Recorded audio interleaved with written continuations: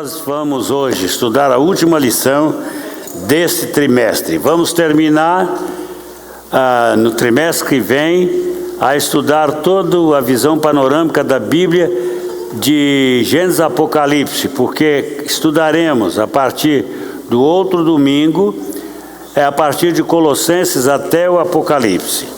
Mas nessa manhã nós vamos então para Filipenses.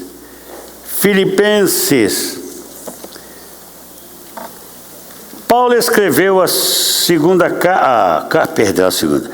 Paulo escreveu a carta de Filipenses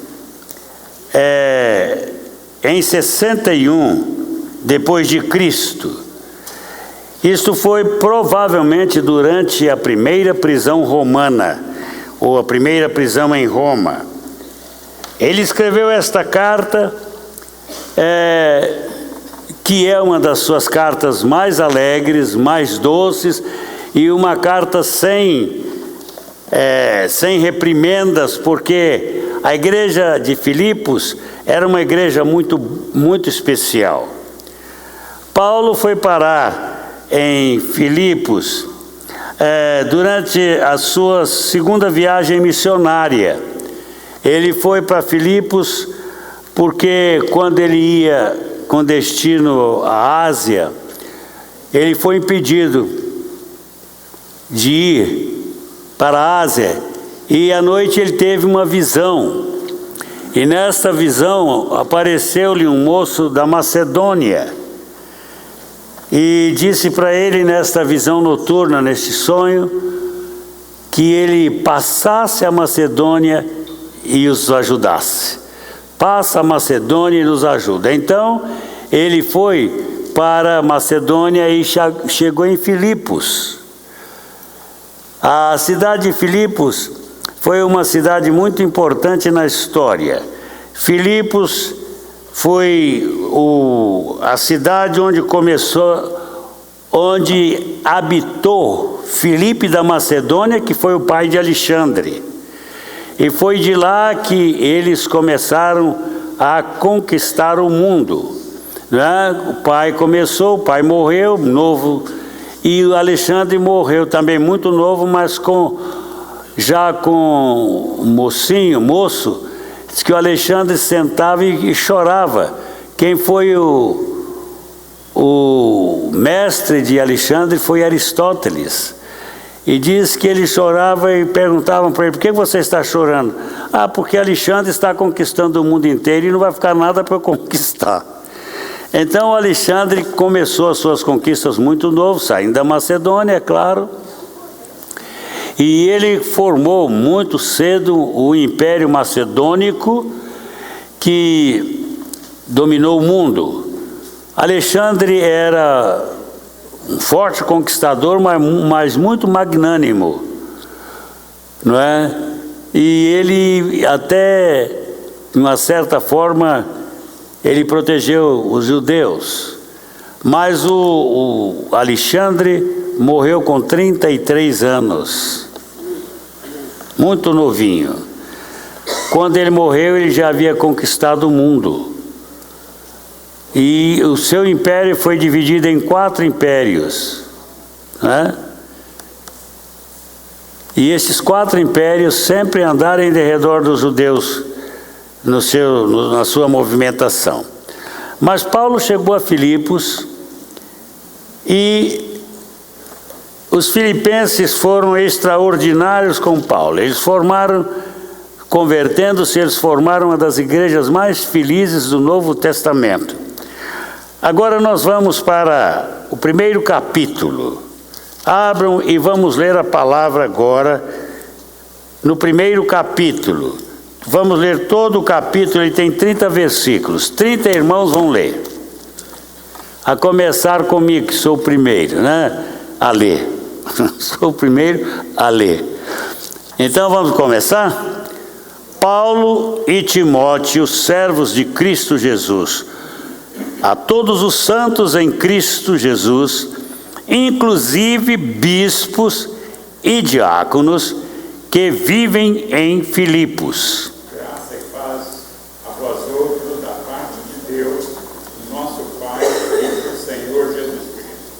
Dou graças a meu Deus todas as vezes que me lembro de vós. Fazendo sempre com alegria súplicas por todos vós, em todas minhas orações. Pela vossa cooperação em favor do Evangelho, desde o primeiro dia até agora. Estou plenamente certo de que aquele que começou a boa obra em vós há de completá-la até o dia de Cristo Jesus. Aliás, eu assim esse de todos vós, que vos trago no coração, seja nas minhas algemas, seja na defesa e confirmação do Evangelho, pois todos sois participantes da graça do Deus é a minha testemunha de como tenho saudade de todos vocês, com a profunda afeição de Cristo Jesus. E também faço esta oração, que o vosso amor aumente mais e mais em pleno conhecimento e toda a percepção. Para provar-vos as coisas excelentes, sejam sinceros e inculpáveis para o dia de Cristo, Cheios do fruto de justiça, o qual é mediante Jesus Cristo, para a glória e louvor de Deus. E quero, irmãos, que saibais que as coisas que me aconteceram contribuíram para o maior proveito do Evangelho. De maneira que as minhas cadeias em Cristo se tornaram conhecidas de toda a guarda presbiteriana e de todos os demais. 14. E a maioria dos irmãos no ato do Senhor Algemas ousam falar com mais desassombro a palavra de Deus. alguns efetivamente proclamam a Cristo por inveja e por fim, outros, porém, o fazem de boa vontade. Estes por amor, sabendo que estou incumbido de defesa do Evangelho. 17. Eles, contudo, pregam a Cristo, por discórdia, insinceramente, julgando suscitar tribulação às minhas cadeias. 18. Mas Mas quem que corta, importa, contando que de toda maneira, ou por pretexto, ou de verdade, Cristo seja anunciado. Nisso me regozijo sim, e me regozijarei.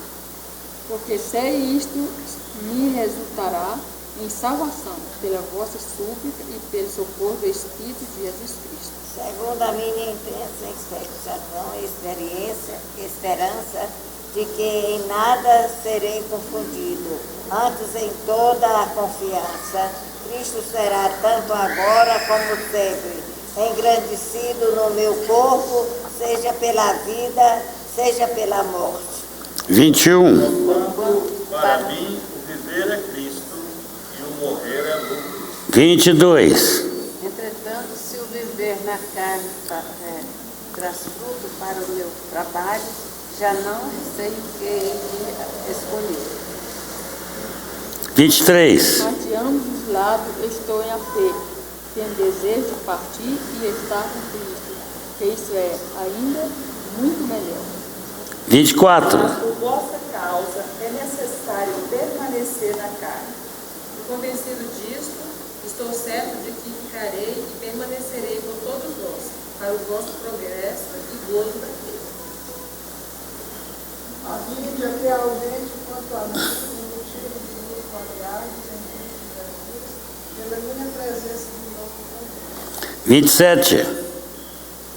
Somente portai-vos do modo digno do Evangelho de Cristo, para que quer vá e vos seja que esteja ausente, ouça acerca de vós, que permaneceis firmes no só Espírito, combatendo juntamente com uma só alma pela fé do Evangelho.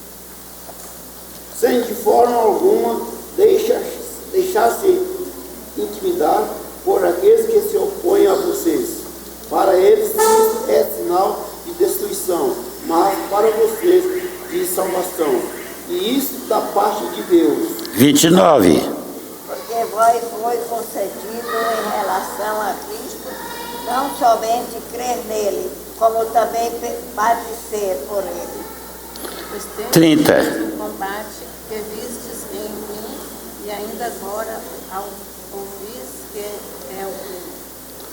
Muito bem.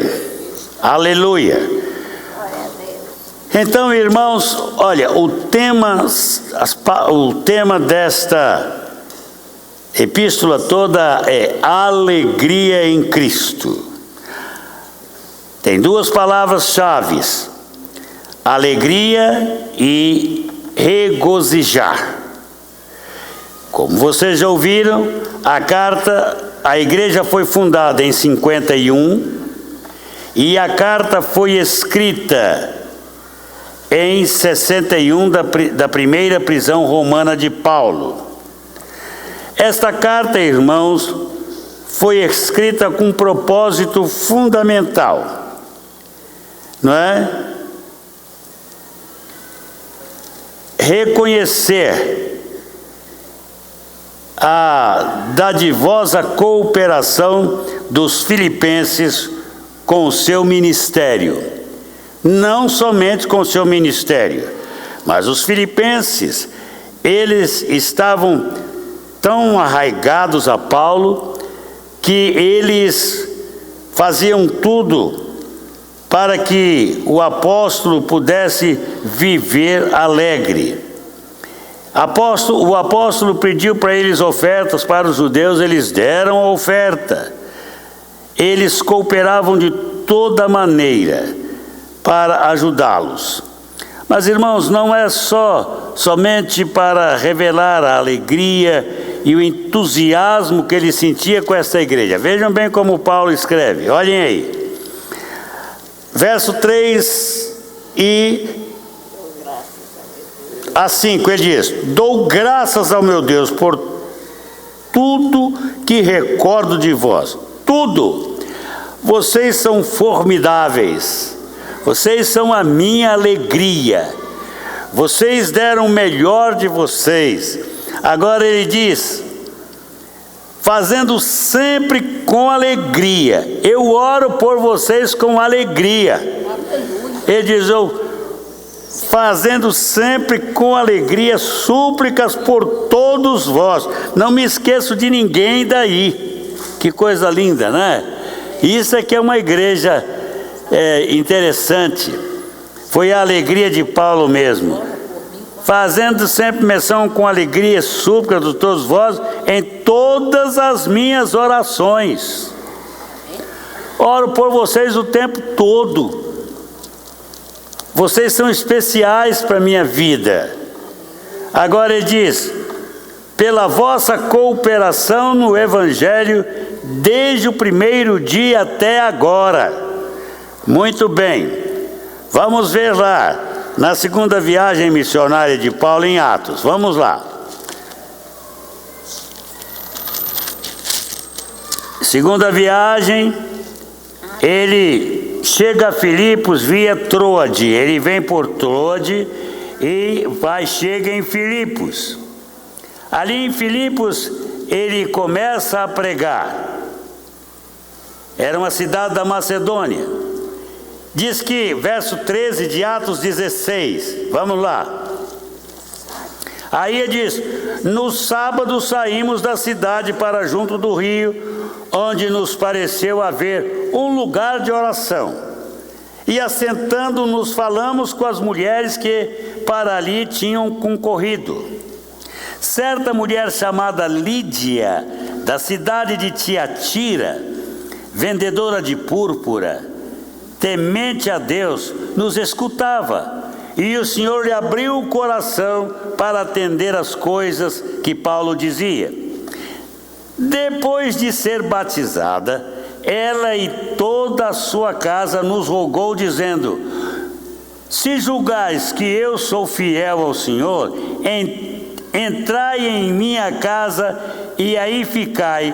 E nos constrangeu a isso. A primeira convertida em Filipos foi quem?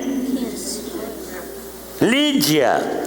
Era uma mulher rica, vendedora de púrpura, era vendedora daquele que trazia riqueza, e ela era uma mulher tremenda.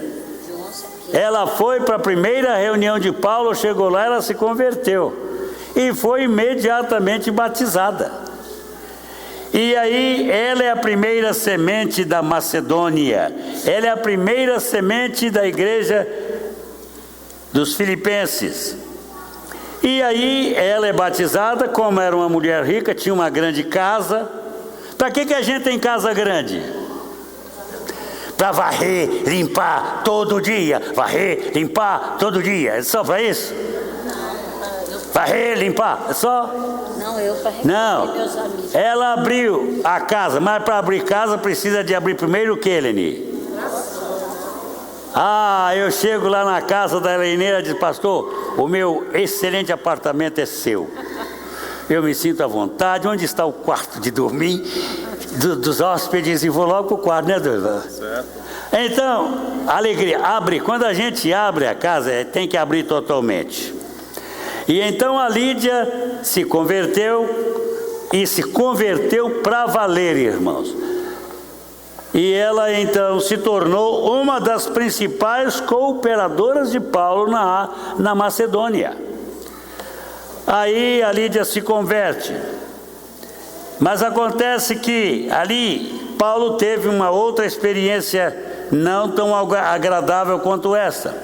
Verso 16 a 18 de Atos 16, assim: aconteceu que indo nós para o lugar de oração, nos saiu ao encontro uma jovem. Que jovem é essa? Namorando Paulo? Que nada disso. Era uma jovem possessa de um espírito de adivinhador, a qual adivinhando dava grande lucro aos seus senhores. Verso 17 diz: seguindo a Paulo e a nós. Isso Lucas estava presente. E a nós, a mim, a Silvano. Ele diz: adivinhando dava grande lucro aos seus senhores. Seguindo a Paulo e a nós, clamava dizendo: estes homens são servos do Deus Altíssimo, e nos anunciam o caminho vos anunciam o caminho da salvação. Isso se repetia por muitos dias. Então Paulo, já indignado, voltando-se, disse ao Espírito: em nome de Jesus Cristo eu te mando, retira-te dela. E ele na mesma hora saiu. Paulo não tinha só poder de expulsar espírito, ele tinha mais o quê? Autoridade, mais o quê? Discernimento de espíritos. Porque discernir esse espíritozinho aqui não era fácil. Por quê? Porque a moça estava fazendo propaganda de Paulo como pregador. Estes homens vos pregam o quê? O que prega? Prega a vós o caminho da salvação. Vocês veem, o diabo é fogo, né? Mas Paulo, já de repente, ele discerniu o espírito, ficou chateado e expulsou na hora. E aí, isso deu um quiprocó, isso deu uma confusão tremenda. Por quê? Porque ele atrapalhou o ganha-pão dos donos da mocinha, daqueles que a tinham como servidoras dele, porque ela adivinhava e ganhava dinheiro a favor dos seus patrões lá. E isso, irmão, levou Paulo à prisão de Filipos. E então, ele foi preso. Ele estava com Silas.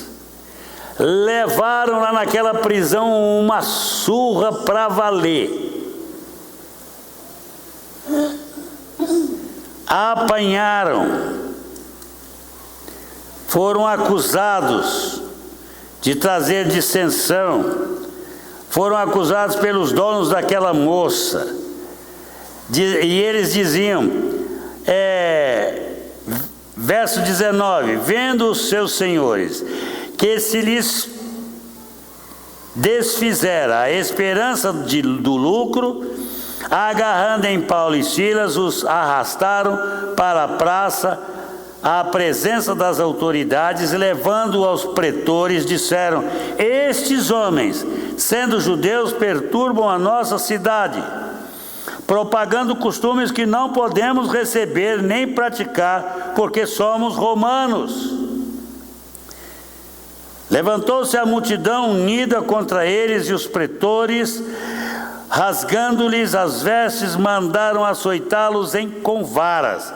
E depois de lhes darem muitos açoites, os lançaram no cárcere, ordenando ao carcereiro que os guardasse em toda a segurança. Este, recebendo de tal ordem, levou-os para o cárcere interior e lhes prendeu os pés no tronco. Por volta da meia-noite, Paulo e Silas oravam e cantavam. Faziam o quê? Cantavam e oravam. Será que você faria isso, Nádia? Depois de levar uma grande surra de varas, cantava e louvava a Deus lá naquela prisão, alegres por terem sido presos pelo testemunho de Cristo, né? E aí, o que nós temos? Eles oravam naquela prisão e de repente o que aconteceu? Um grande terremoto. Abalaram as estruturas e as portas daquele cárcere se abriram. E o que aconteceu? Quando o carcereiro acordou e viu as portas da prisão escancaradas, o que ele fez? Tomou uma espada para matar-se. E aí, daquele suicida nasceu a ele e a mulher e os filhos dos novos cristãos com Lídia. E aí ele foi batizado quantos dias depois, Romildo? Diz que ele tomou luz, saltou dentro da prisão e perguntou-lhe: senhores, o que eu faço? Para o quê? Para que eu seja salvo. Paulo disse o que para ele? Cristo Jesus será salvo tu e a tua casa. Crê no Senhor Jesus e será salvo tu e a tua casa. Ponto final. E o homem disse: eu creio. E aí Paulo batizou a ele e sua família. Eu e minha casa, ele já nasceu falando isso: estamos servindo ao Senhor. Esses foram os primeiros crentes da Macedônia. Mas a igreja cresceu, e a igreja agora, quando Paulo escreve a sua carta, ela está com 10 anos. Ela está estruturada há 10 anos e era uma igreja alegre. Era uma igreja que vivia com alegria, com entusiasmo. A alegria é muito importante na vida. Por quê? A alegria do Senhor é o quê? A nossa força. Gente alegre é gente com força. É gente que contagia. Tristeza também contagia, né? Mas a alegria contagia para a produtividade. Certo? E, meus irmãos, a nossa chamada é para sermos alegres. Eu estou lendo um livro de Rick Joyner, intitulado A Espada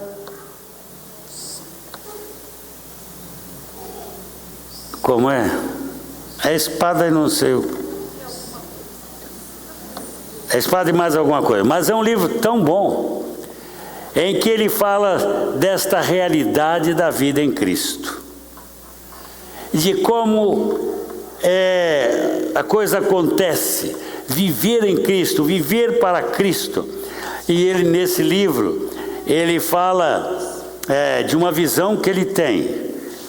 Ele tem uma visão na qual Deus lhe dá a atribuição de equipar uma igreja para os tempos que nós vivemos, para os últimos dias.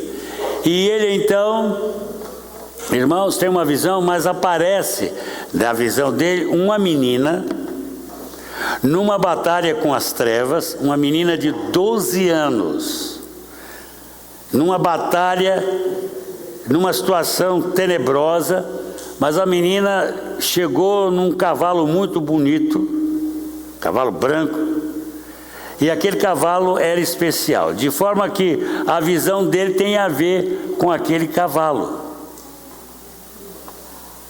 E então ele começa a conversar com aquela menina de 12 anos. E a menina começa a explicar as coisas espirituais para ele. Como ela veio chegar ali. E ele perguntou para ela, como é que você chegou aqui? Ela disse, para chegar aqui, eu tive que romper neste lugar, nestas águas que nós estamos aqui, eu tive que romper através das brechas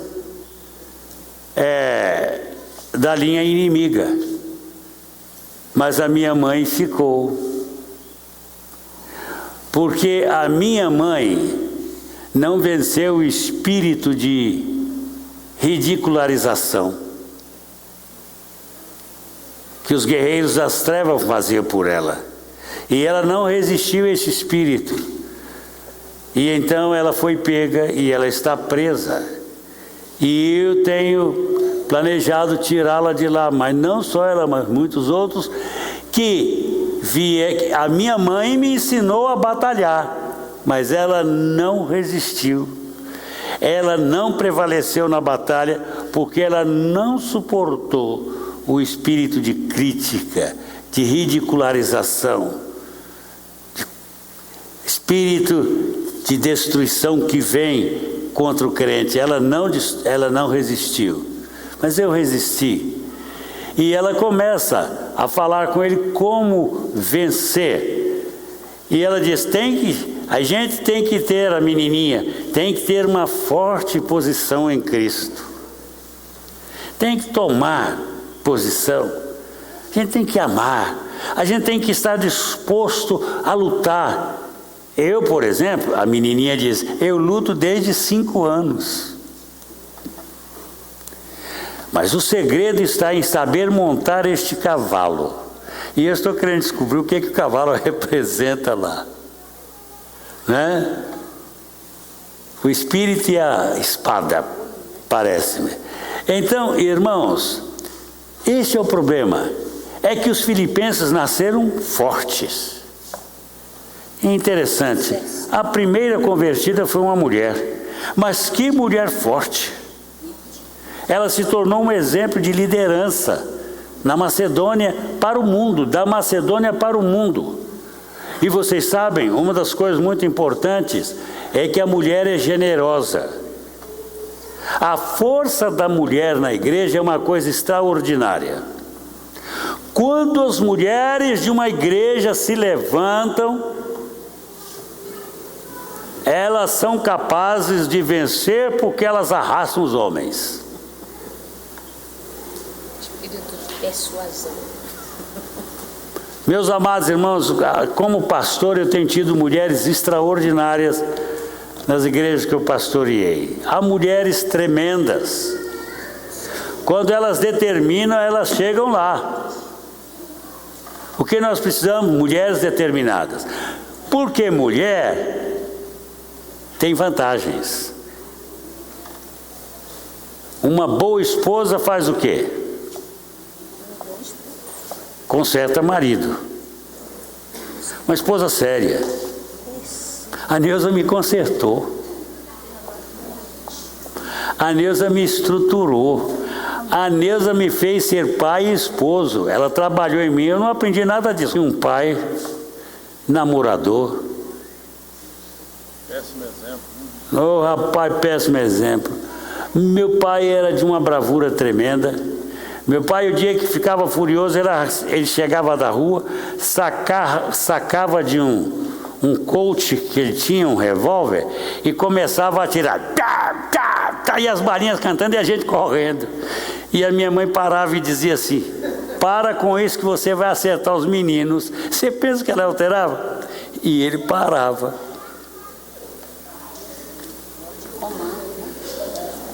Mas ela, coitadinha, não conseguiu consertá-lo, não. Mas ele se converteu, e aí deu uma melhoradinha, mas não seguiu. Então, queridos, esse evangelho que Paulo prega é poder de Deus. Mudou Lídia, mudou o carcereiro, sua família, e criou uma igreja forte, alimentada pela força do Senhor, uma igreja alegre, não é? Uma igreja que investia na obra para valer. Ela esteve presente no sustento missionário de Paulo, não é? Lá, por exemplo, olha, no verso 12, quero ainda, do capítulo 1 de Filipenses, estou correndo demais, né? Lá no capítulo 12, do primeiro capítulo de Filipenses, ele diz: quero ainda, irmãos, cientificar-vos de que as coisas que me aconteceram têm antes contribuído para o progresso do Evangelho, de maneira que as minhas cadeias em Cristo se tornaram conhecidas de toda a guarda pretoriana, que é a guarda do César. Então Paulo está na prisão, mas ele não está escondendo. Ele fala, ele anuncia o Evangelho, diz que a casa do César se converteu inteira, com o testemunho de Paulo. Até os líderes da casa de César. Era um homem tremendo. Alguns efetivamente, verso 15, proclamam Cristo por inveja e porfia, outros, porém, o fazem de boa vontade. A estes por amor, sabendo que estou incumbido da defesa do Evangelho. Aqueles que pregam Cristo por contradição, por discórdia, insinceramente, julgando suscitar tribulação às minhas cadeias, eles falam para me prejudicar, mas não importa, se eles estão pregando a Cristo, é isto que vale. Ele diz: uma vez que Cristo de qualquer modo está sendo pregado, quer por pretexto, quer por verdade, também com isso me regozijo.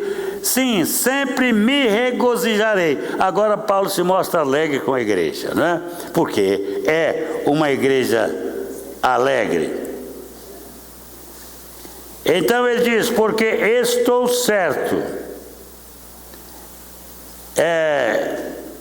de que isto mesmo, pela vossa súplica e pela provisão do Espírito de Jesus Cristo, me redundará em libertação.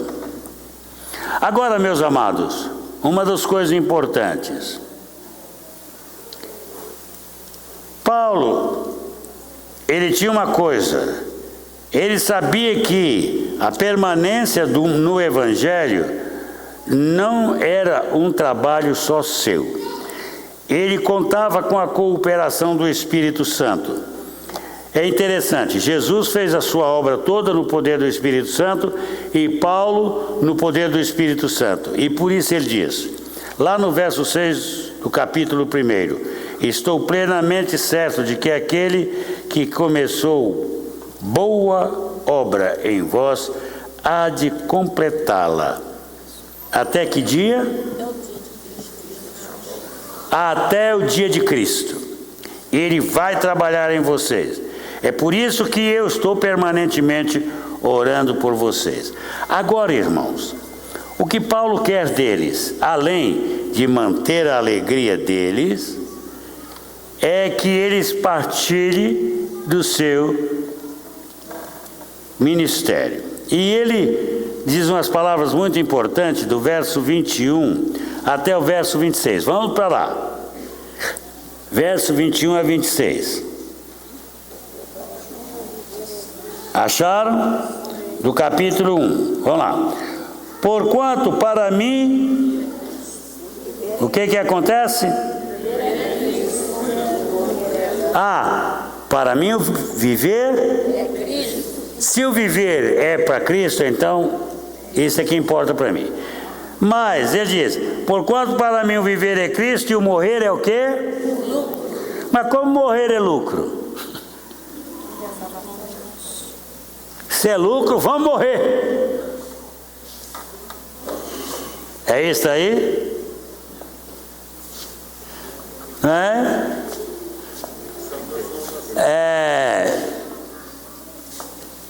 Diz o outro, se viver é cansaço, então, e morrer é descanso, eu prefiro viver cansado.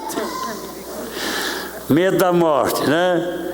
Dona Juraci, eu me lembro dela dizendo, Vilaça, eu estou cansada de viver. Eu digo, Dona Juraci, então vou orar para a senhora morrer. Não, ora não. Aí Dona Juraci ficava doente e começava a procurar remédio. Eu digo, Dona Juraci, sabe que viver está difícil? Não, mas não está na hora ainda.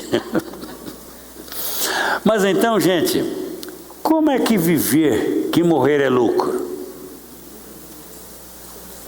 E quando morrer é lucro?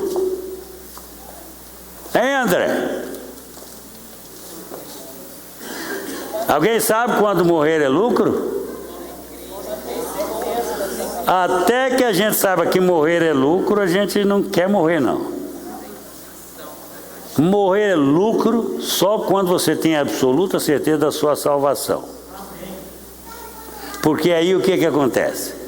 O que acontece, Andréia? Você que é uma crente nova, quando a gente morre? Hein? A gente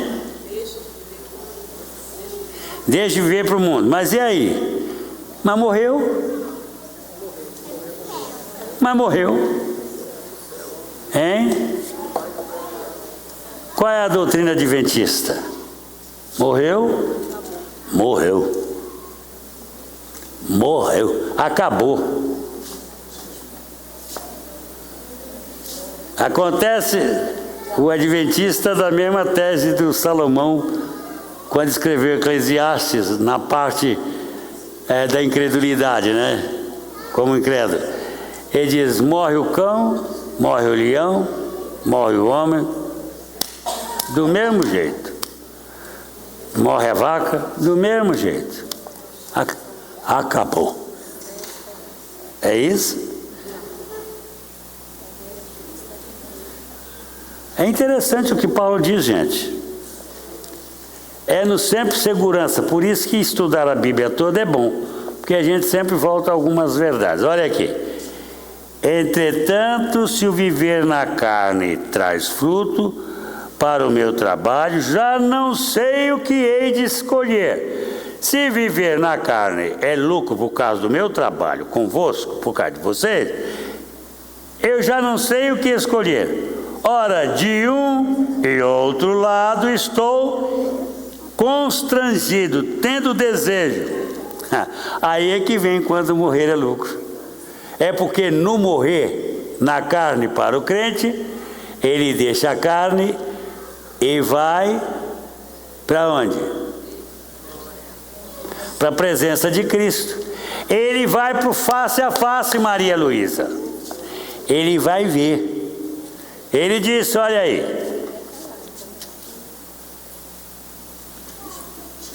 Ele diz, desejo partir e estar com Cristo, que é incomparavelmente melhor. A minha morte vai me colocar no face a face com Cristo. Então, morrer é lucro. Mas, por amor de vós, eu estou ficando aqui. Por amor de vós, eu fico aqui. Convencido disso, estou certo de que ficarei e permanecerei com todos vós para o vosso progresso e gozo da fé. Atenção, gente. Fé não é só luta, sofrimento, angústia, não. Não é só cegueira, não, senhores. Não é só ferida nos olhos de Paulo, né? Para ele é gozo.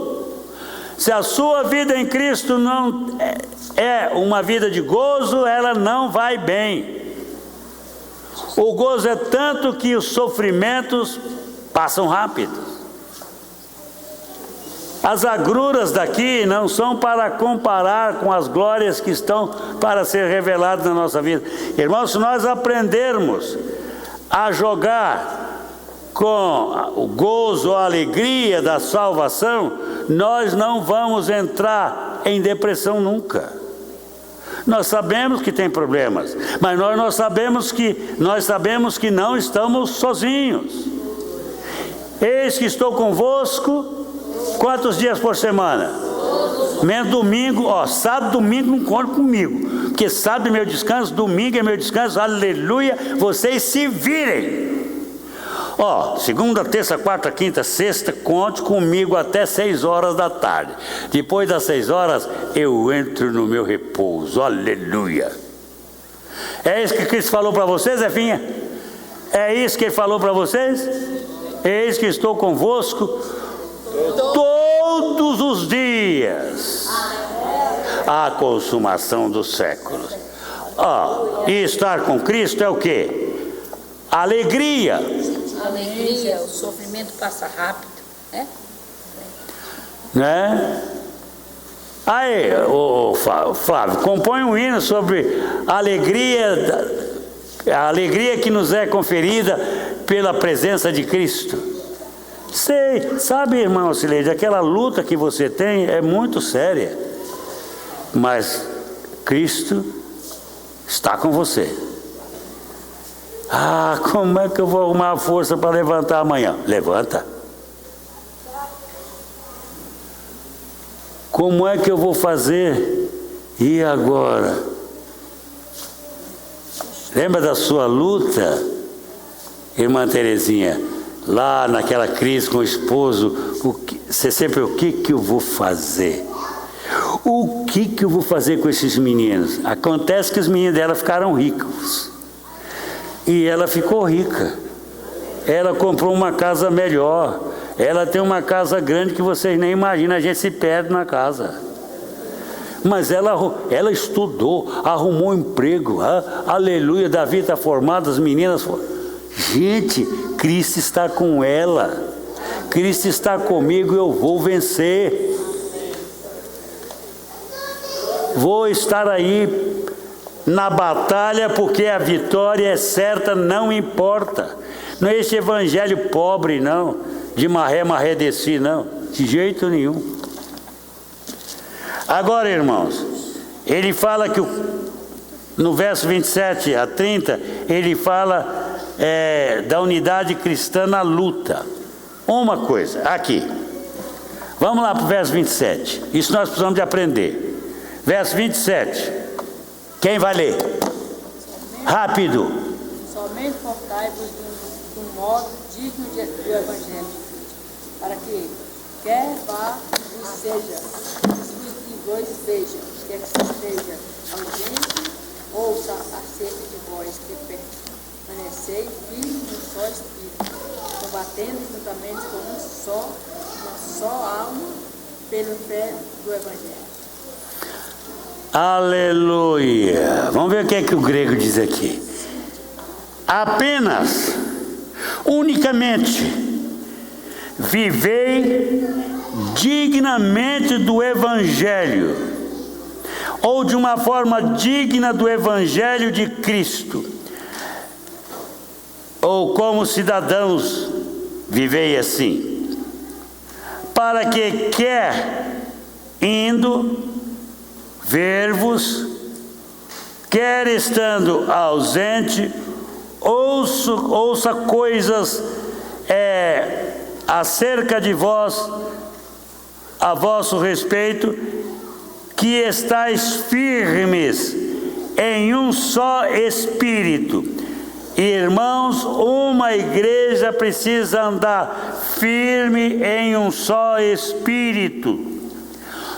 Isso significa que ela sente espiritualmente a mesma realidade, com uma só alma, lutando juntos pela fé do Evangelho.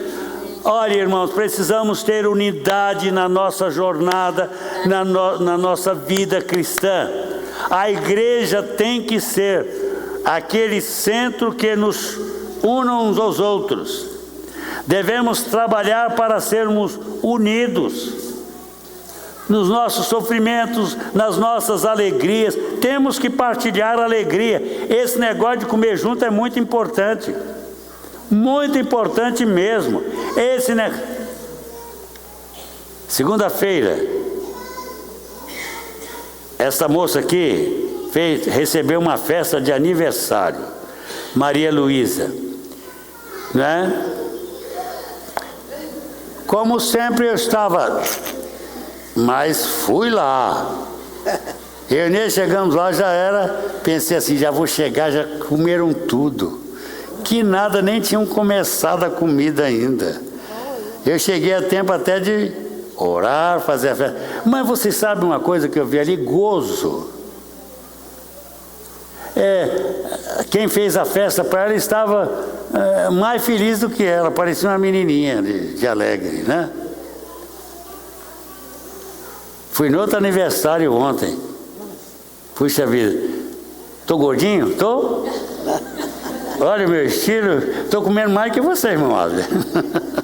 Pelo menos mais vezes. Eu não sei tanto quanto, mas que gozo é a gente ver os crentes felizes.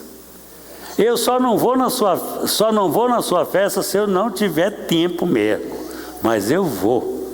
Não é pela comida que eu vou não, hein? Eu vou pela festa. Jesus era um festeiro tremendo, sabiam disso? Jesus gostava de casamento, gostava dos encontros mesmo. Jesus estava, né? E gostava até de fazer milagre em festa, tá vendo? Então, irmãos, nós somos chamados para vivermos juntos, compartilhar coisas. Não é nada, olha, coisa linda, eu vejo de vez em quando. Quando tinha uma irmã, eu fui pastor de uma senhora muito rica, e ela era interessante. Ela comprava roupa, tinha dinheiro, comprava sempre, mas aí ela ia deixar um vestido bonito lá encostado. Sabe o que ela fazia? Ela chamava uma irmã pobre da igreja: irmã, veste, vê se dá para você, se não der eu vou mandar consertar. E dava. As mulheres da igreja, aquelas que não podiam, andavam sempre bonitas, porque ela fazia questão de, acho que ela comprava mais, havia roupa que ela nem vestia para dar para as irmãs. Ela tinha uma alegria tremenda de ver as irmãs granfinas, partilhava roupa, partilhava sapatos. Ela não dava só para uma não. Aí tem mulheres aí que parecem centopeia. O que é isso? Tem 100 pés, porque tem 100 pares de sapatos. Vai juntando, hein, Zila? Aquela sapatada. Outro dia, com o dia que eu mudei, eu fui ajeitar o sapato, eu digo: Neuza, você está com sapato demais. Minha filha, dá sapato para os outros, porque você nem depois que eu morrer, você vai gastar esses sapatos. Sem comprar, né? Aí a Hebe morreu. A mulher tinha não sei quantos pares, não sei quantos. Apareceu o número lá, quantos eram? Você lembra? Falaram, não sei se era 600, 300 pares de sapato. Sapato também, que cada sapato horroroso, né? Que a Hebe era muito exagerada para vestir. Parecia que andava de perna de pau. Então eu estava lá, num quarto do tamanho da minha casa, cheio de sapato. Na verdade, você tem mais de 2 pares, né, André? Com certeza. Mas então, irmãos, olha, devemos ter unidade na nossa vida como igreja de Cristo. Olha, e ele diz: e que em nada estáis intimidados pelos adversários, pois o que é para eles prova evidente de perdição, é para vós outros salvação, isto é, da parte de Deus, porque vos foi concedida a graça de padecerdes por Cristo e não somente crerdes nele. Também vocês têm a chance de padecer por Cristo. Agora eu quero um candidato a padecimento por Cristo aí. Quem está pronto a padecer por Cristo aí? Hein? Esta não, pastor. Para lá. O senhor vem me falar de prosperidade, mas esse negócio de padecimento, não é comigo não. Eu não vou dizer aleluia. Está pensando, então, Emília, que a senhora é chamada para viver uma vida de refresco sempre? Não, tenho tempo de você padecer também por Cristo. Acontece que ninguém está disposto a padecer por Cristo mais, hein, irmãos? Mas isso chega agora. Vamos para outra coisa, vamos para o capítulo 2 agora. Olha aqui, capítulo 2, do verso 1 a 4. Alguém leia para mim aí.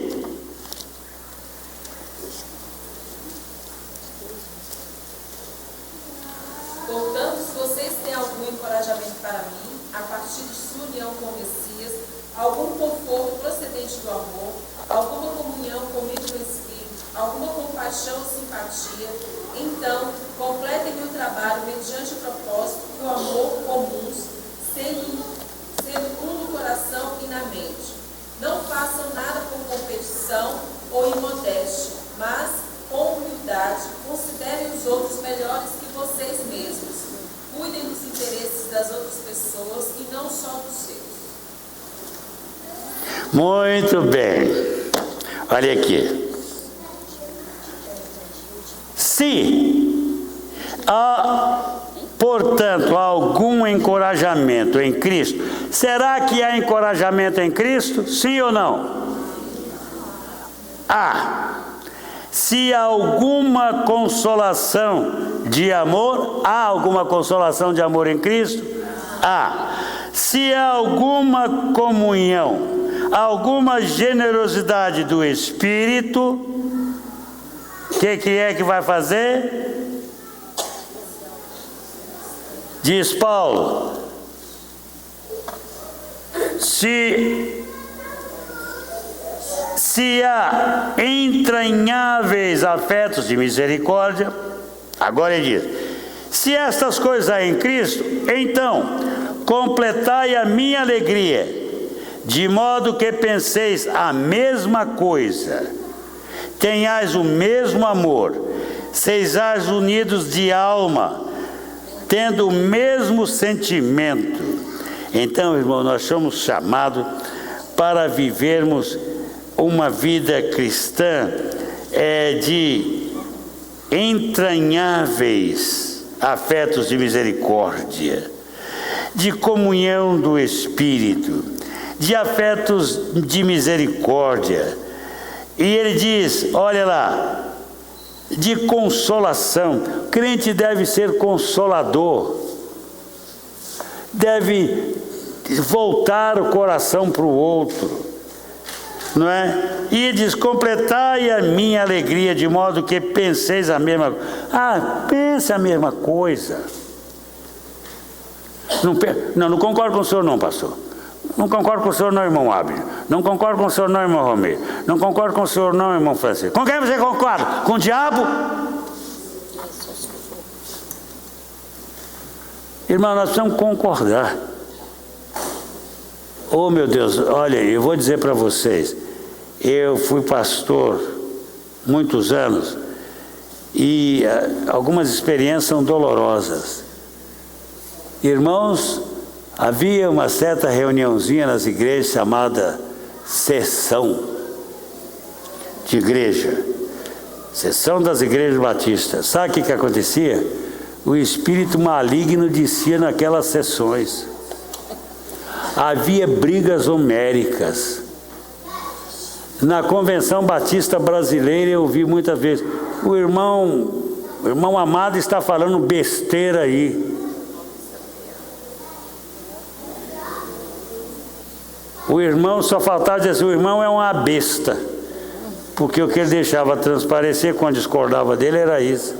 Tinha alguns que só iam às convenções para insuflar o espírito de desentendimento.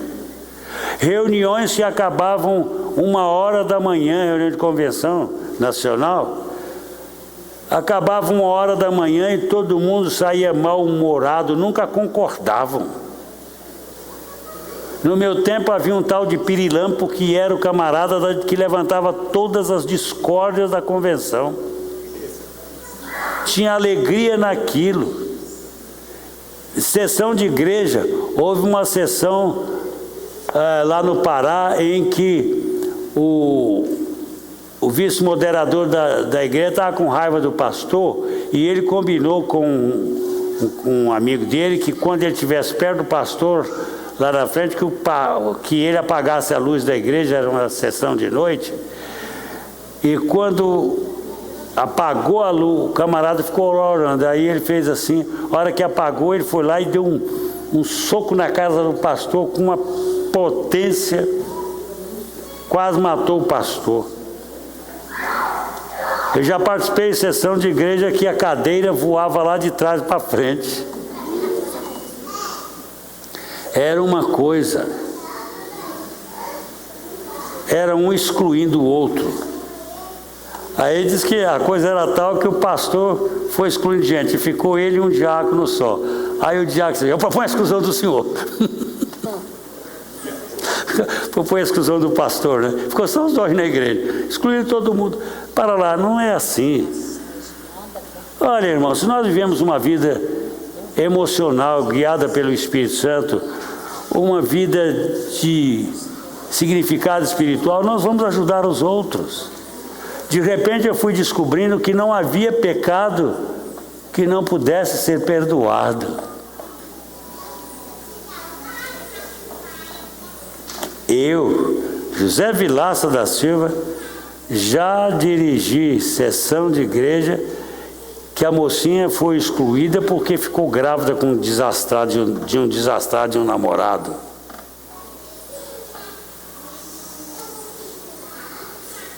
Já liderei exclusão de moço e rapaz que tiveram a infelicidade de se engravidar. Vamos casar, pastor, nos perdoe. Eu digo: não, tem que ser excluído. Até que um dia aconteceu uma coisa estranha. Uma menininha, uma mocinha, filha de um diácono, com um rapaz que eu ganhei para Cristo, já ia batizar. Os dois chegaram para o pai dela e disseram que ela estava grávida, os dois. Mas nós vamos casar. Não tem, vou falar com o pastor e ele vai ter que excluir vocês. Era uma menina tão frágil, uma mocinha tão frágil, tão honesta, tão digna, que eu achei bem que esse camarada enrolou. Mas era outro bobo também. É o pecado mesmo, né? É o diabo mesmo. Aí o diácono já chegou perto de mim, lá em Manaus, exigindo que eu excluísse a moça. Eu disse: para lá, o senhor não é meu chefe, não. O meu chefe é Cristo. Como o senhor quer que eu exclua uma moça e um rapaz porque a moça está grávida? Me conta a história toda. Ele recontou, ele disse: mas ele disse que vai casar com ela. Eu disse: tá bom, mas não vou aceitar a sua sugestão, não. Vou conversar com eles primeiro. Aí eu fui lá, chamei os dois. Eu digo: olha, o seu pai veio falar comigo, você está grávida? Estou. E aí? Não, nós vamos casar, pastor. Eu estou morta de vergonha. Mas, pastor, eu sou crente desde menininha nova. Eu não quero ser excluída da igreja. Eu digo: é? Como você fez isso? Não me segurei. Eu que tinha que segurar. Você vê, o rapaz se converteu agora, eu que sou errado. Eu digo: tá bom, minha filha, chega. E você? Não, pastor, eu a amo, eu estou muito envergonhado. Puxa vida, como eu vou fazer? Mas, pastor, o senhor pode nos perdoar? Eu digo: posso. Vocês estão perdoados. E agora, Zefinha? O que você acha que eu fiz, hein, Zefinha? O que você acha que eu fiz?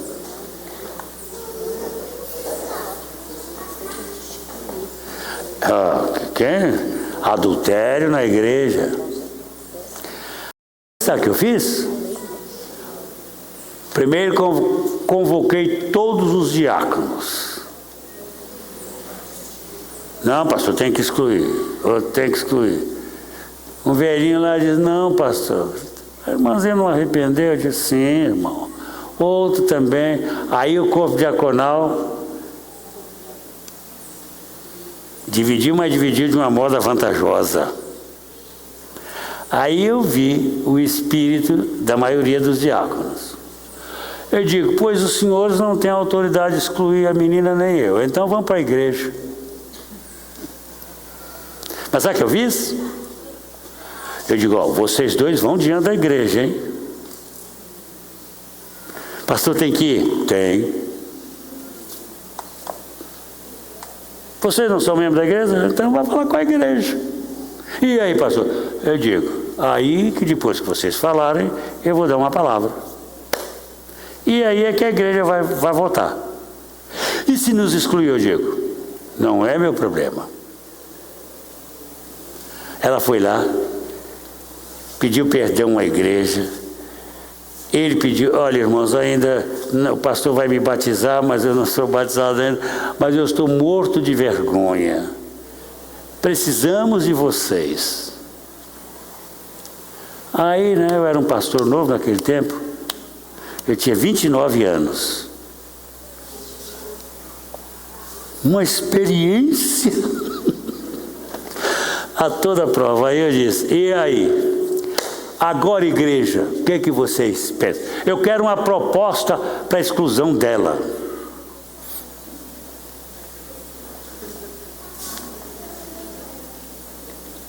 Cadê a proposta? Aí levantou aquele mesmo diáconozinho e disse assim, irmãos, a menina está pedindo perdão para nós, quer a nossa ajuda, é um tempo difícil na vida deles dois. Nós vimos essa menina crescer e aí ele começou a chorar. Aí ele disse, não vamos excluir essa menina não, no nome de Jesus. Ele disse, o que a igreja quer fazer? Pastor, eu proponho que nós ajudemos e não excluamos. Eu disse, aleluia, vai ser assim mesmo.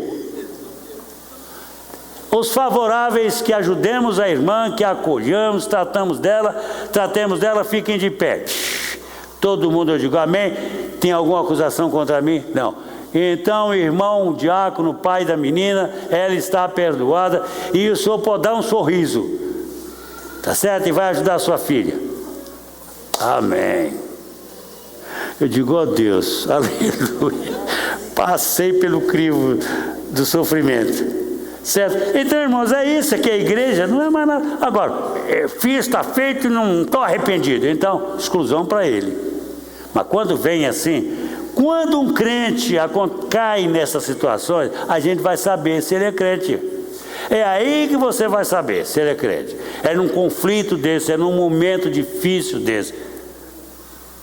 Às vezes a gente começa, mas cuida da igreja porque deixou o marido. Qual a razão?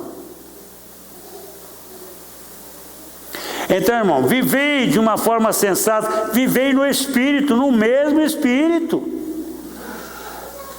Nós precisamos ter uma igreja hoje no mundo que acolha o pecador, que ame de verdade com discernimento. Então acabou a exclusão? Não, tem gente que precisa ser excluída, tem gente que é da pá virada. Esses da pá virada nós não podemos ficar com eles. Mas os santos, nós vamos ajudar os santos. Santo não entra em guerra e pode ser chamuscado, né? É o que o Rick Joyner diz, pode levar chumbo. A menininha falou da mãe dela que os inimigos conseguiram enganar. Mas então, irmãos, tem o mesmo espírito, mas agora o melhor de tudo. Versos 5 a 11 é o que nós vamos ler. Esse é o texto chave da Bíblia quase toda. Vamos lá.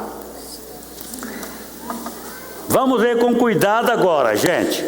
Muito bem. Quem vai ler? São 11 versos. 3. Elenir lê. 4. Vilmarina. 3 versos. 5 a 7, Elenir. 8 e 9, a Vilmarina. 9, 10 e 11. Só mandei mulher até agora, né? Hein? Você quer ler, minha Andréia? Então leia. 9 a 11, Andréia. Ó, perdão. 10 a 11. Vamos lá, prestem atenção. Primeiro, quem vai ler? Eleni, os 3 primeiros. Tende em vós o mesmo sentimento que houve também em Cristo Jesus, pois ele, subsistindo em forma de Deus, não julgou como usurpação a ser igual a Deus. Antes, a si mesmo se esvaziou, assumindo a forma de servo, tornando-se em semelhança de homens e reconhecido em figura humana. A si mesmo se humilhou, tornando-se obediente até a morte e morte de cruz. Porque também Deus o exaltou sobremaneira, e deu um nome que está acima de todo nome, para que ao nome de Jesus se dobre todo o joelho, nos céus, na terra e debaixo da terra, e toda língua confesse que Jesus Cristo é Senhor, para a glória de Deus Pai. E todo o povo de Deus disse: Amém. Glória a Deus. Vocês disseram amém a tudo? Prestaram atenção? Paulo diz: tende em vós o mesmo sentimento, a mesma disposição que houve também em Cristo Jesus. Em que? Pois ele, subsistindo em forma de Deus, não julgou como usurpação ser igual a Deus, antes a si mesmo se esvaziou e, assumindo a forma de servo, tornando-se em semelhança de homem e reconhecido em figura humana, a si mesmo se humilhou, tornando-se obediente e obediente até a morte de cruz. Aqui é que está o problema. Qual é o seu sentimento? Você é aquele brasileirinho que sempre quer levar vantagem em tudo? Sempre quer ter o melhor?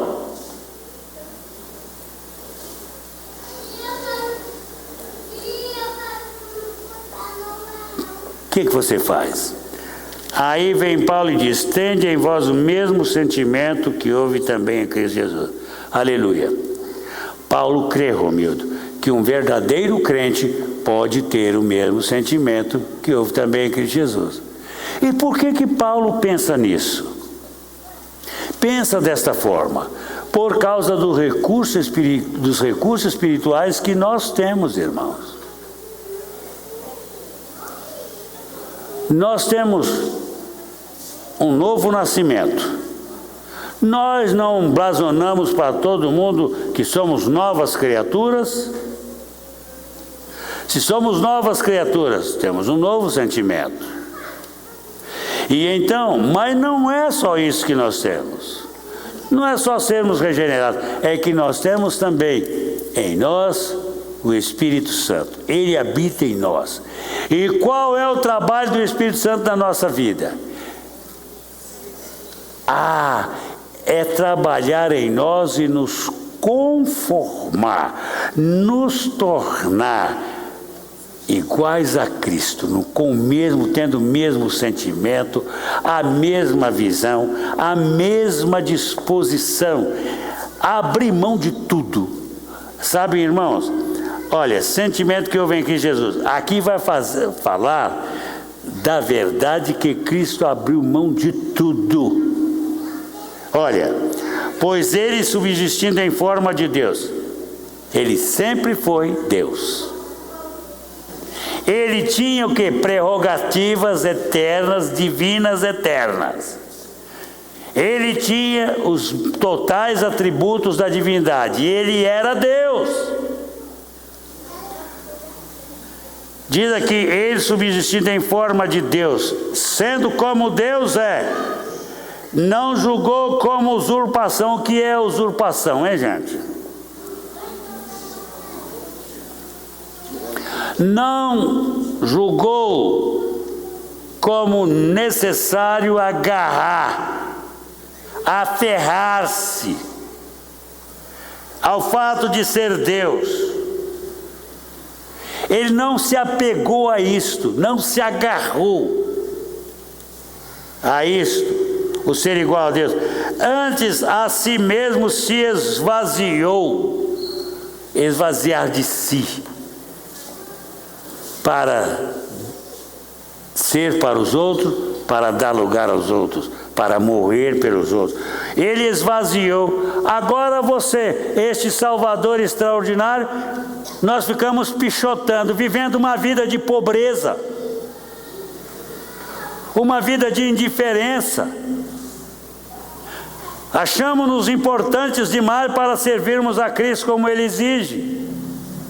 Deixamos a igreja pelas vaidades, pelas besteiras deste mundo, no qual tudo passa, nada permanece, o seu título não permanece, a sua elevada posição social vai acabar como putrefação numa sepultura fria, miserável. O seu dinheiro não vai valer mais nada, os seus sonhos vão acabar, a sua roupa que você cuida tanto dela vai apodrecer, todos os cursos que você fez não vão valer mais nada, você vai morrer, e tudo que vai restar é o que você investiu em Cristo. Mas, irmão, nós somos tão lentos que investimos tão pouco no reino, mas tão pouco que não vale a pena.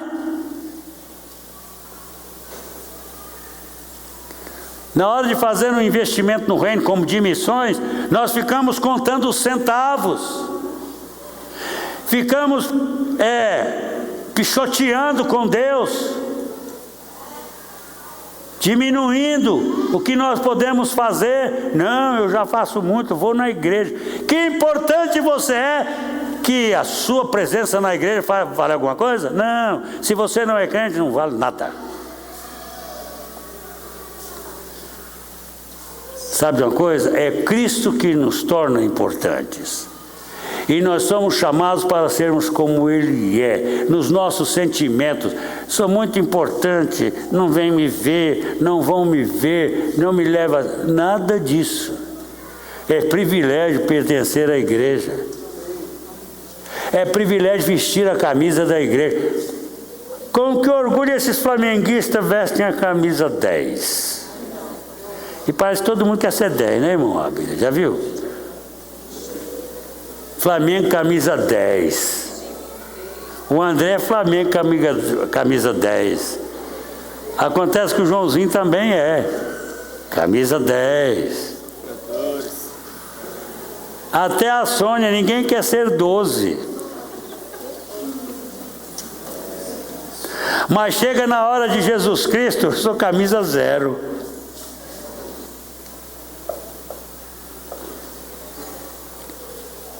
Gente, precisamos parar de brincar, a coisa é séria. Aí Paulo diz, olha, pois ele subsistindo em forma de Deus, não julgou por usurpação, não julgou como coisa que devesse se aferrar, não abro mão. Diz aí, antes a si mesmo se esvaziou. Ele esvaziou de quê? De divindade a gente não pode esvaziar. Ele continuou Deus. Mas ele se esvaziou de quê? Hein? De todos os seus atributos, todas as prerrogativas que ele tinha como Deus, ele abriu mão. De forma que para nascer aqui ele precisou ir para o ventre de uma mulher. Para ser aqui ele precisou ser cuidado por uma virgem inexperiente e nascer numa manjedoura. Foi isso que ele recebeu. Deixou todos os seus atributos para nascer como homem. Para tornar-se... E que homem ele se tornou? Nasceu no palácio do Herodes? Onde ele nasceu? Numa estrebaria. Porque nem lugar havia para ele, nem numa estalagem. Hotel, nem sequer cite isto. Mas não havia nenhuma estalagem para receber a mãe dele que estava grávida. E cresceu ali na carpintaria com o pai, fazendo banquinho, fazendo cadeira, construindo casa. E diz, olha, nasceu como servo, tornando-se em semelhança de homens, e reconhecido na figura humana, a si mesmo se humilhou, tornando-se obediente a ponto de morrer morte de cruz. E quem morria na cruz? Romano morria? Era para os que se levantavam contra o Estado. Morria como indesejável no Estado. E era jogado no lixo. Mas ele não foi jogado no lixo. Apareceu Josézinho de Arimateia, que deu seu túmulo para ele. Então ele teve um túmulo com ricos. Que José de Arimateia era rico. Morreu morte de cruz. O nosso Salvador. E nós exigimos tanto da vida, né? E aí? O que aconteceu depois de tudo isso? O que aconteceu? Pelo que também, ele tendo feito tudo isso, Deus o exaltou sobremaneira, ele deu o nome que está acima de todo nome. Não há outro nome no universo igual ao nome de Jesus para Deus. Nem um nome que chegue lá com ele. Ele foi soberanamente exaltado. Para você chegar à exaltação, por onde você tem que trilhar? Tem que ir lá embaixo, se rebaixar, tornar-se servo, né? Ninguém é revestido de autoridade se não obedecer supremamente, soberanamente, obediência absoluta, submissão total. Para que o nome de Jesus se dobre o quê? Todo joelho, nos céus, na terra, debaixo da terra. Ninguém vai ficar de pé. Todo mundo cara no chão. Em plena submissão a Cristo. E toda língua faça o quê? Confesse que Jesus Cristo é Senhor, para a glória de Deus Pai. Aleluia. Jesus é Senhor. Senhor de quem?